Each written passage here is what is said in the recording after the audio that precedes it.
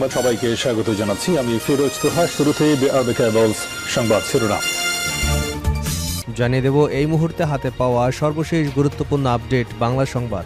শুরুতেই থাকছে রণসজ্জায় যুক্তরাষ্ট্র ইরানে দীর্ঘমেয়াদী সামরিক অভিযানের গোপন নীল নকশা। রয়টার্সের এক চাঞ্চল্যকর প্রতিবেদনে মধ্যপ্রাচ্যের ভূরাজনীতিতে চরম অস্থিরতার ইঙ্গিত পাওয়া গেছে। মার্কিন প্রেসিডেন্ট ডোনাল্ড ট্রাম্পের সরাসরি নির্দেশে ইরানে টানা কয়েক সপ্তাহ ধরে সামরিক অভিযান চালানোর একটি গোপন ও সুদূরপ্রসারী পরিকল্পনা চূড়ান্ত করেছে মার্কিন প্রতিরক্ষা দপ্তর পেন্টাগন। এই পরিকল্পনাটি আগের যে কোনো সংঘাতের চেয়ে অনেক বেশি ভয়াবহ ও জটিল হতে পারে বলে আশঙ্কা করা হচ্ছে। এবারে জানাবো অস্ত্র সমর্পণের আলটিমেটাম প্রত্যাখ্যান হামাসের। অস্ত্র সমর্পণের জন্য ইসরায়েলি সরকারের দেওয়া আলটিমেটাম সরাসরি প্রত্যাখ্যান করে দিয়েছে ফিলিস্তিনের স্বাধীনতাকামী সশস্ত্র গোষ্ঠী হামাস। এদিকে বৈঠকের আগে ইরানকে ট্রাম্পের হুঁশিয়ারি, চুক্তি না করলে কঠিন পরিণতি। মার্কিন প্রেসিডেন্ট ডোনাল্ড ট্রাম্প সোমবার ইরানকে সতর্ক করেছেন, চুক্তি না করলে পরিণতি ভোগ করতে হবে। জেনেভায় যুক্তরাষ্ট্র এবং ইরানের মধ্যে নির্ধারিত বৈঠকের আগে তিনি এ মন্তব্য করেন। এদিকে 7 পাকিস্তানি সেনাকে বন্দী, 1 সপ্তাহের আলটিমেটাম বিএলএর। পাকিস্তানের নিরাপত্তা বাহিনীর 7 সদস্যকে নিজেদের কবজায় রাখার দাবি করেছে বেলুচিস্তানের বিচ্ছিন্নতাবাদী গোষ্ঠী বালুচ লিবারেশন আর্মি। সেই সঙ্গে বিএলএ বন্দি বিনিময়ে 7 দিনের আলটিমেটাম দিয়েছে। জানাবো ঢাকায় আসছেন তুরস্কের প্রেসিডেন্টের ছেলে। তুরস্কের প্রেসিডেন্ট রিসেপ তাইপ এরদোয়ানের ছেলে দেশটির প্রভাবশালী ব্যক্তি বিল্লাল এরদোয়ান ঢাকায় আসছেন, এমনটাই জানিয়েছে কালবেলা। এ সফরে তিনি নবনির্বাচিত প্রধানমন্ত্রী তারেক রহমানের সঙ্গে সৌজন্য সাক্ষাৎ করবেন, যা দুদেশের মধ্যকার দ্বিপাক্ষিক সম্পর্ককে আরও গভীর এবং বহুমুখী করে তুলবে বলে সূত্র নিশ্চিত করেছে।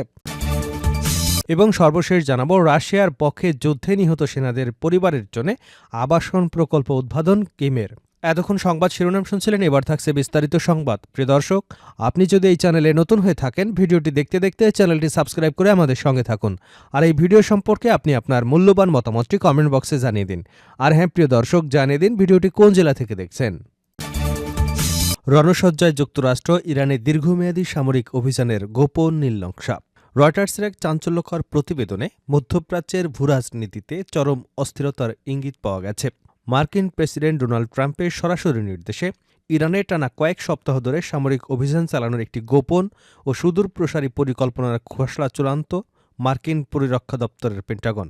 মার্কিন প্রেসিডেন্ট ডোনাল্ড ট্রাম্পের সরাসরি নির্দেশে ইরানে টানা কয়েক সপ্তাহ ধরে সামরিক অভিযান চালানোর একটি গোপন ও সুদূরপ্রসারী পরিকল্পনা চূড়ান্ত করেছে মার্কিন প্রতিরক্ষা দপ্তর পেন্টাগন।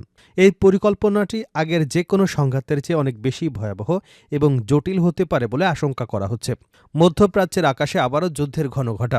ইরানের পারমাণবিক কর্মসূচি ও আঞ্চলিক প্রভাবকে কেন্দ্র করে ওয়াশিংটন ও তেহরানের মধ্যে চলমান স্নায়ুযুদ্ধ এখন সরাসরি সংঘাতের দ্বার প্রান্তে।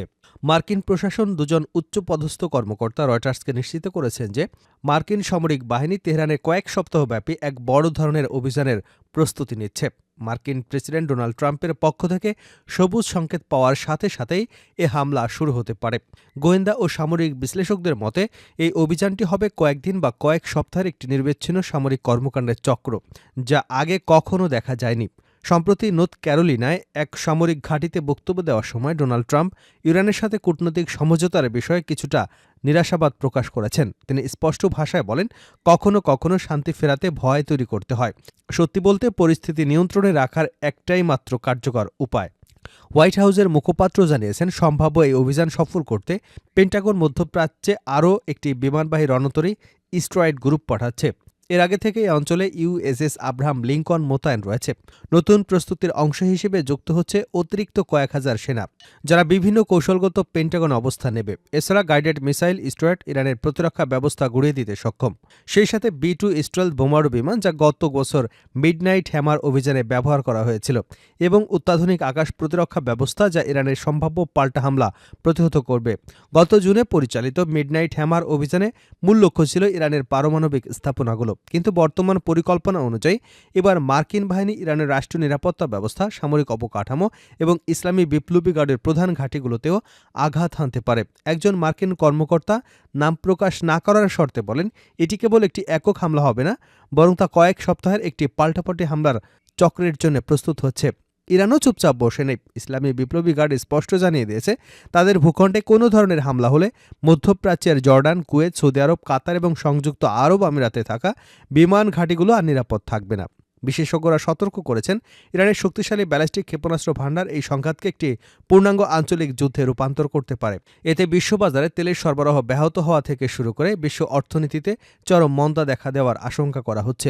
আশ্চর্যের বিষয় হল, সামরিক প্রস্তুতি সমান্তরালে ওমানের মাস্কাটে পর্দার আড়ালে কূটনৈতিক আলাপচারিতাও চলছে। ইরান শর্ত দিয়েছে, পারমাণবিক কর্মসূচি নিয়ে আলোচনার আগে সব অর্থনৈতিক নিষেধাজ্ঞা তুলে নিতে হবে। কিন্তু ইসরায়েলের প্রধানমন্ত্রী বেনইয়ামিন নেতানিয়াহুর ওয়াশিংটন সফরের পর ট্রাম্পের অবস্থান আরও কঠোর হয়েছে।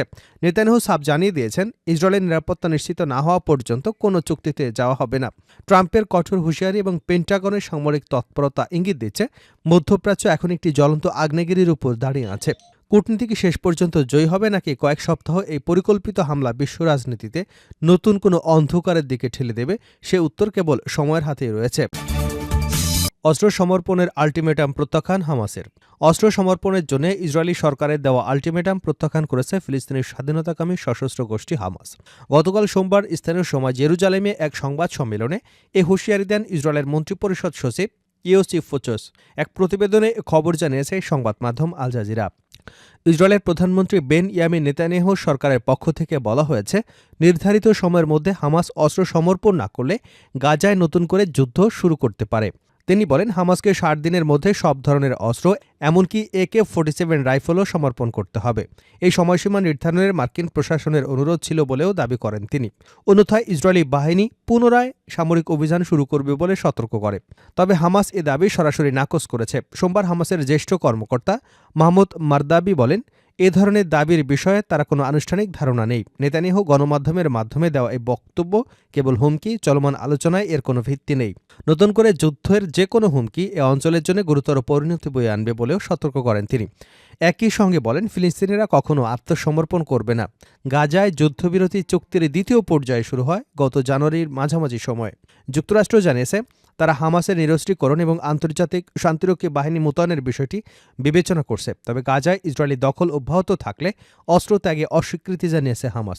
চলতি মাসের শুরুতে গাজার বাইরে অবস্থানরত হামাসের রাজনৈতিক নেতা খালেদ মোশাররফ ফিলিস্তিনি সংগঠনগুলোর অস্ত্র জমা দেওয়ার দাবি প্রত্যাখ্যান করেন। কোনো দখলকৃত জাতির কাছ থেকে অস্ত্র কেড়ে নিলে তারা সহজ লক্ষ্যবস্তুতে পরিণত হয় এবং সহজেই দমন বা ধ্বংস করা যায়। বৈঠকের আগে ইরানকে ট্রাম্পের হুঁশিয়ারি, চুক্তি না করলে কঠিন পরিণতি। মার্কিন প্রেসিডেন্ট ডোনাল্ড ট্রাম্প সোমবার ইরানকে সতর্ক করে বলেছেন, চুক্তি না করলে পরিণতি ভোগ করতে হবে। জেনেভায় যুক্তরাষ্ট্র এবং ইরানের মধ্যে নির্ধারিত বৈঠকের আগে তিনি এ মন্তব্য করেন। ওয়াশিংটনে ফেরার পথে এয়ারফোর্স ওয়ানের সাংবাদিকদের সঙ্গে আলাপকালে ট্রাম্প বলেন, আমি ওই আলোচনায় পরোক্ষভাবে যুক্ত থাকব যারা নিশ্চয়ই চুক্তি না করার পরিণতি চাইবে না। মঙ্গলবার অনুষ্ঠিত হবার কথা থাকা ওই বৈঠকে ওমানে মধ্যস্থতায় হচ্ছে।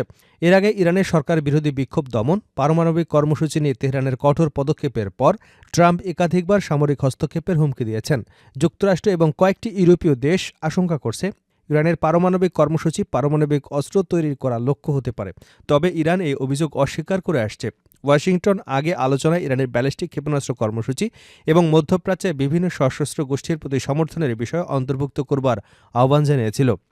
সোমবার ইরানের পররাষ্ট্র মন্ত্রণালয় জানিয়েছে, ইরানের পারমাণবিক ইস্যুতে যুক্তরাষ্ট্রের অবস্থান এখন আরও বাস্তবসম্মত হয়েছে। এর আগে একটি আলোচনার প্রচেষ্টা ভেস্তে যায় যখন ইসরায়েল ইরানের ওপর আকস্মিক হামলা চালায়, যা 12 দিনের যুদ্ধে রূপ নেয়। পরে যুক্তরাষ্ট্র এতে যোগ দিয়ে ইরানের পারমাণবিক স্থাপনাগুলোয় বোমা হামলা চালায়। 7 পাকিস্তানি সেনাকে বন্দী, 1 সপ্তাহের আল্টিমেটাম BLA'র।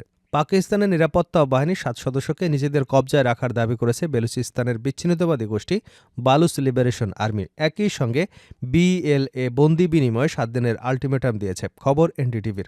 তারা হুঁশিয়ারি দিয়েছে, 7 দিনের মধ্যে আলোচনা শুরু না হলে আটককৃত সেনাদের মৃত্যুদণ্ড কার্যকর করা হবে। BLA'র গণমাধ্যম শাখা হাক্কাল থেকে দেওয়া এক বিবৃতিতে এই আল্টিমেটামের কথা জানানো হয়েছে। আল্টিমেটামের সঙ্গে একটি ভিডিও বার্তাও প্রকাশ করা হয়েছে। সেখানে জানানো হয়েছে, আল্টিমেটাম শেষ হবার আর 6 দিন বাকি আছে। তবে BLA'র হাতে 7 পাকিস্তানি সেনা আদৌ আছে কিনা তার স্বাধীনভাবে যাচাই করে নিশ্চিত হতে পারেনি NDTV। অন্যদিকে BLA'র দাবি, আল্টিমেটামের প্রসঙ্গে তাৎক্ষণিকভাবে পাকিস্তান সরকার বা সামরিক বাহিনীর কোনো কর্মকর্তার প্রতিক্রিয়াও পাওয়া যায়নি। BLA দাবি করেছে, হেরপ অভিযানের দ্বিতীয় পর্যায়ে এসব পাকিস্তানি সেনাকে আটক করা হয়। গোষ্ঠীটি দাবি করেছে, অভিযানের সময় বিভিন্ন জায়গা থেকে পাকিস্তানি নিরাপত্তা বাহিনী সংশ্লিষ্ট মোট 17 জনকে আটক করা হয়। কিন্তু জাতিগতভাবে বালুচ হওয়ায় ওই স্থানীয় পুলিশের সঙ্গে সম্পৃক্ততায় থাকায় 10 জনকে সতর্ক করে ছেড়ে দেওয়া হয়েছে। বিএলএর ভাষ্য, মাঠের পরিস্থিতি স্থানীয় হওয়ায় এবং বালুচ জনগোষ্ঠীর স্বার্থ বিবেচনায় নিয়ে এই 10 জনকে ছেড়ে দেওয়ার সিদ্ধান্ত নেওয়া হয়। এছাড়া বিএলএ বলেছে, আটক বাকি 7 জন পাকিস্তানি সেনাবাহিনীর নিয়মিত ইউনিটের সদস্য। এসব সেনা আমাদের হেফাজতে রয়েছে এবং বালুচ ন্যাশনাল আদালতে তাদের বিচার সম্পন্ন হয়েছে। এক বিবৃতিতে বিএলএ বলেছে, বিচারকালে আটককৃতদের বিরুদ্ধে বেসামরিক লোকজনের বিরুদ্ধে অপরাধ, জোরপূর্বক গুমের সহায়তা, উস্কানি এবং বালুচ জনগোষ্ঠীর বিরুদ্ধে চালানো গণহত্যায় অংশ নেওয়া সহ নানা অভিযোগ আনা হয়েছে। প্রমাণ উপস্থাপনের পাশাপাশি বিচারে অভিযুক্তদের আত্মসমর্পণ সমর্থনের সুযোগ দেওয়া হয় এবং তারা যে বিভিন্ন অপরাধে জড়িয়েছে তার স্বীকারোক্তিমূলক জবানবন্দিও রেকর্ড করা হয়।